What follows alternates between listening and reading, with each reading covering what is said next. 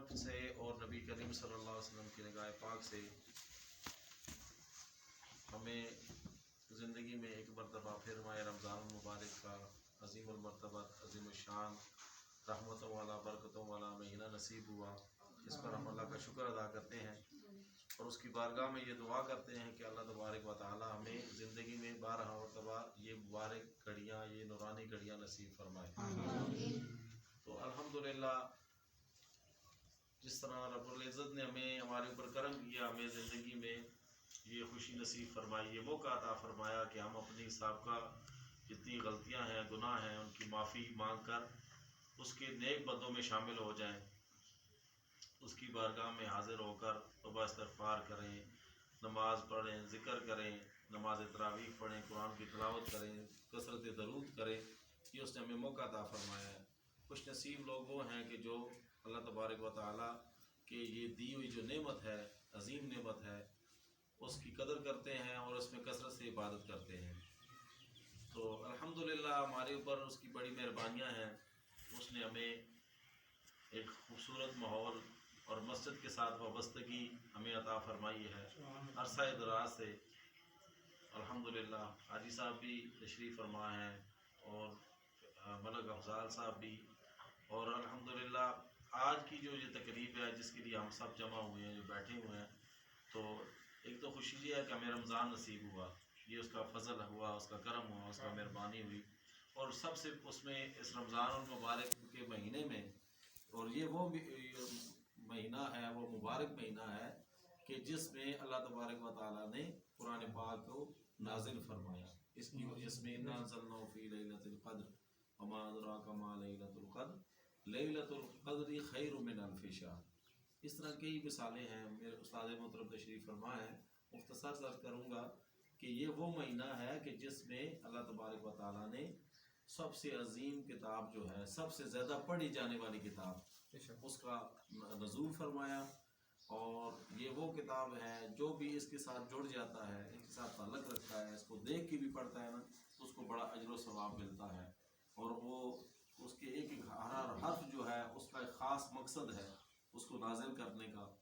اور اس قرآن پاک کو جس نے اپنے سینے سے لگایا، اس کے ساتھ محبت کی، اور صرف حافظ قرآن نہیں پڑھنا بلکہ محافظ قرآن بنا، اس کی حفاظت کرنے والا بھی بنا، تو اس کے بارے میں حدیث کی روح سے یہ ہے کہ وہ بندہ خود بھی جنت میں جائے گا، اور ساتھ ایسے 10 لوگوں کو لے کے جائے گا کہ جن کا جو ہے جہنم ٹھکانہ بن جائے گا۔ تو وہ اس بندے کی، اس نیک بچے کی وجہ سے، اس حافظ قرآن کی وجہ سے وہ جہنم سے جنت میں داخل ہو جائیں گے۔ اور ایسے عظیم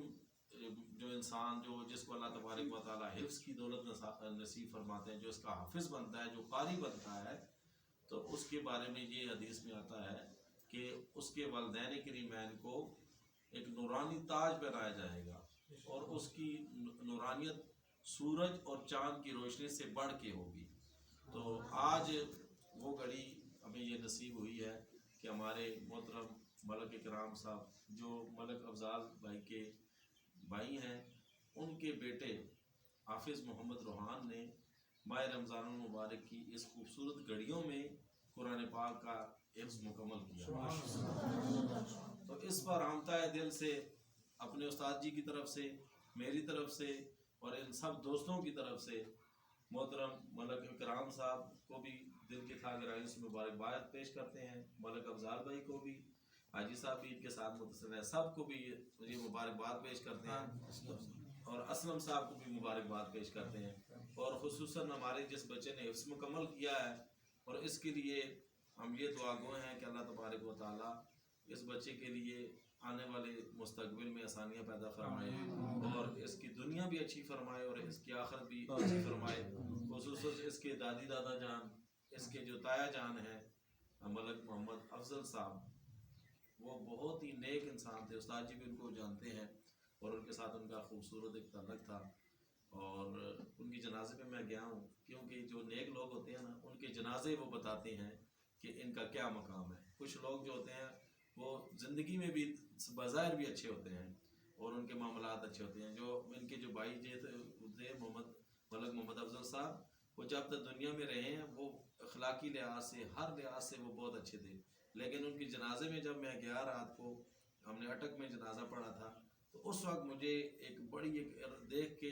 لوگوں کا ہجوم، اور ایسے ایسے لوگ دیکھے کہ جو واقعات سے کئی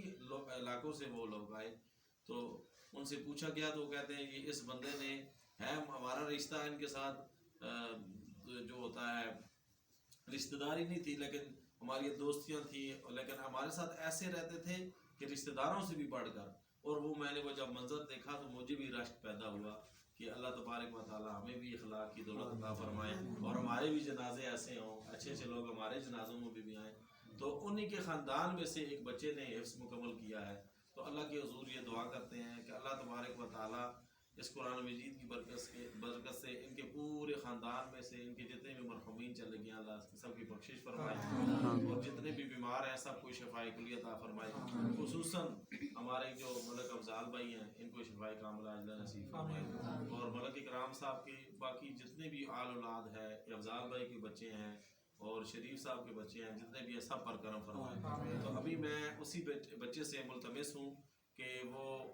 آخری آیات جو ہیں وہ پڑھے، پھر اس کے بعد قبلہ استاد محترم حافظ غلام مرتضیٰ صاحب جو ہمارے خطیب صاحب ہیں وہ دعا خصوصی فرمائیں گے۔